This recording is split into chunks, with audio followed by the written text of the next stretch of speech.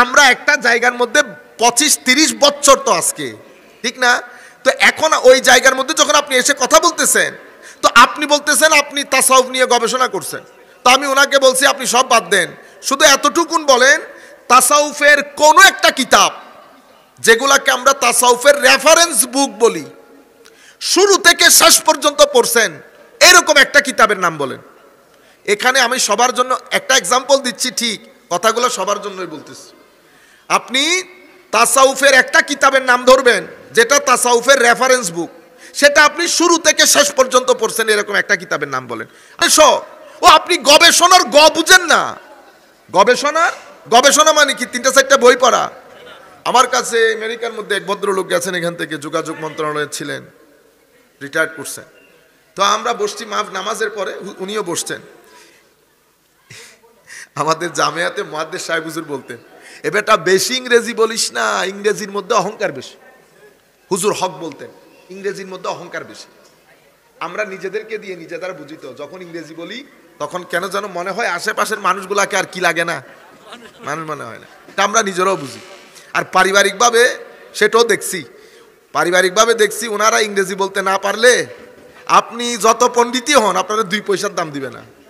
তো উনিও মনে করছেন মৌলবীর সাথে কথা বলতেছে, তো টুংটাং হুজুর আমি বহুত গবেষণা করে দেখছি, ইসলামের মধ্যে সুফিবাদ যেটা মানে তাসাউফ, মানে এটা ইদার উদার থেকে নিয়ে, মানে এগুলা ধর্মের মধ্যে নাই, এই ধরনের কিছু একটা বলতে চাচ্ছে। তো আমি অনেকক্ষণ ওনার প্যারপ্যারানি শুনছি। এরপরে বলতেছি আর বাংলা বললে তো দাম পাওয়া যাইতেছে না। তা আমি ওনাকে ইংরেজিটাই বলতেছি, উনি নার্ভাস হয়ে গেছেন পরবর্তী। তা আমি ওনার বলছি, কাকা আপনি কিছু মনে করিয়েন না, আপনি শুধু আমাকে বলেন গবেষণা বলে কাকে, সিম্পল। এবং একাডেমিকলি স্পিকিং, আমি ওয়াজ করতেছি না, আমি ওনাকে বলতেছি আর কি, academically speaking you have to define academically what research is. তখন আমি যদি ফটো তুলে দেখাইতে পারতাম, ওনার চেহারা পরিবর্তন হয়ে গেছে, নার্ভাস হয়ে গেছে পুরা। কোন আমি তো আসলে আপনি যেভাবে বলতেছেন সেভাবে না, মানে আমি মোটামুটি গবেষণা, গবেষণার মধ্যে কোনো মোটামুটি আর সিকনি নাই। গবেষণা বলে কাকে এটা বলেন? হাউ ডেয়ার আপনি আমাদের সামনে এসে, কারণ আমরা এমনিতে তো কোনো কিছু জানি না, এটা ঠিক, কিন্তু আমরা একটা জায়গার মধ্যে 25-30 বছর তো আজকে, ঠিক না? তো এখন ওই জায়গার মধ্যে যখন আপনি এসে কথা বলতেছেন, তো আপনি বলতেছেন আপনি তাসাউফ নিয়ে গবেষণা করছেন। তো আমি ওনাকে বলছি আপনি সব বাদ দেন, শুধু এতটুকুন বলেন তাসাউফের কোনো একটা কিতাব, যেগুলাকে আমরা তাসাউফের রেফারেন্স বুক বলি, শুরু থেকে শেষ পর্যন্ত পড়ছেন, এরকম একটা কিতাবের নাম বলেন। এখানে আমি সবার জন্য একটা এক্সাম্পল দিচ্ছি, ঠিক কথাগুলো সবার জন্যই বলতেছি। আপনি তাসাউফের একটা কিতাবের নাম ধরবেন যেটা তাসাউফের রেফারেন্স বুক, সেটা আপনি শুরু থেকে শেষ পর্যন্ত পড়ছেন, এরকম একটা কিতাবের নাম বলেন। আপনি আমারে 2 টাকার বাংলা, ওই যে বাজার থেকে কিনছেন 3 টাকা 4 টাকা দিয়ে বাংলা বই, ওগুলার কথা বলিয়েন না, একটা কিতাব বলেন। কোন আমরা তো আসলে বাংলা শিক্ষিত আলাম, এই কথাটা আপনার মুখ দিয়ে বের করতে চাচ্ছি আমি। আপনি আমাকে বলবেন কাকা আমার অভিজ্ঞতার আলোকে বলতেছি। আপনি যদি মুহাদ্দিস সাহেব হুজুরকে আইসা বলেন হুজুর আমি বহুত গবেষণা করে দেখছি হাদিসের কিতাব বুখারীর মধ্যে কিছু ভুল আছে, কেন?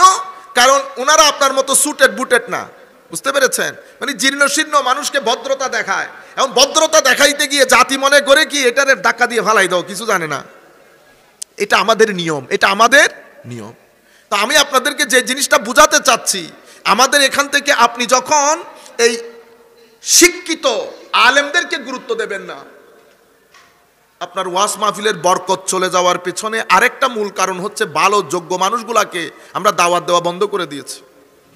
তো আমি যেটা বলতে চাচ্ছিলাম যে মাদ্রাসার মধ্যে ভালো একজন মুফাসসির নাই, কিন্তু গত 40 বছরে বাংলাদেশের কোনায় কোনায় আবার নাম দিয়েছে কি কোরআনের পাখি, কোরআনের পাখি। ও ভাই 10,000 টাকা থেকে 2 টাকা কম দিলে আসেন না, আবার কোরআনের পাখি। আপনারা বুঝতে, এগুলা কেন হয়েছে? গত 50 বছরে বাংলাদেশের মধ্যে আমাদের এখানে একটা শব্দ আছে খারেজি, আপনারা মাইন্ড করবেন, আমি কাউকে ছোট বড় করার জন্য না, ঠিক আছে? কারণ আমাদের বইগুলাতে এভাবে আসছে, আমি তো অন্য নাম বলতে পারবো না, ঠিক না? আমি যদি সোমবারকে সোমবার বলি তো রবিবার রেগে যেতে পারবে না, আমি ফ্যাক্ট বলতেছি আপনাদেরকে। এটাকে বলে খারেজি। এবং ইমাম বুখারী শরীফের মধ্যে চ্যাপ্টারও করেছেন এভাবে, কিতাবুল খাওয়ারিজ, চ্যাপ্টার অফ খারিজাই, খারেজিদের অধ্যায়, খারেজিদের কাফের মুশরিকদের অধ্যায় না। আমাদের মধ্য থেকে একটা মাইন্ডসেট, খারেজি কি আপনি দেখলে চিনতে পারবেন এরকম কেউ না, এটা একটা মাইন্ডসেট। এটা আপনি বৈশিষ্ট্য দিয়ে বুঝতে পারবেন, সেন্টেন্স ডেলিভারি দিয়ে বুঝতে পারবেন। তো খারেজিদের অধ্যায় লিখে আমার নবী সাল্লাল্লাহু আলাইহি ওয়াসাল্লাম মুসলমানদের মধ্যকার একদল